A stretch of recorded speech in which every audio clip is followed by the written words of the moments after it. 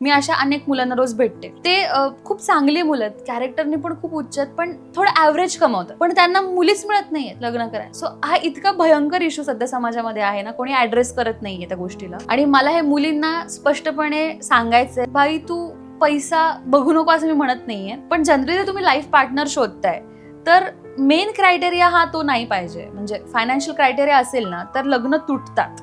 आता रिसेंट जी केस तुम्ही पाहिली आहे ना, वैष्णवीची जी केस आहे त्याच्यामध्ये पण आपल्याला लक्षात आलं की नक्की काय घडलं. तिथे पैसा कुठेच मॅटर नव्हता. प्रश्न हाच होता ना रिस्पेक्टचा. प्रश्न हा होता की कॅरेक्टर काय आहे कोणाचं, आपण कोणाच्या घरी जातोय, आपण काय करतोय हे पण पाहायला पाहिजे आपण. सो म्हणजे मला सांगण्याचा उद्देश माझा हा आहे की तुम्ही जेव्हा लग्न करता तर त्यावेळेस तुम्ही गाडीशी लग्न करत नाही, पैशाशी लग्न करत नाही, बँक अकाउंटशी करत नाही, तुम्ही माणसाशी करता. पण कॉन्स्टंट ती व्यक्ती आहे, तो रिस्पेक्ट आहे, त्या गोष्टी आहेत. सो जर तुमच्याकडे अशी व्यक्ती आहे ना जी तुम्हाला प्रेम करते तुमच्या, तर म्हणजे तिला प्रायोरिटीवर ठेवा.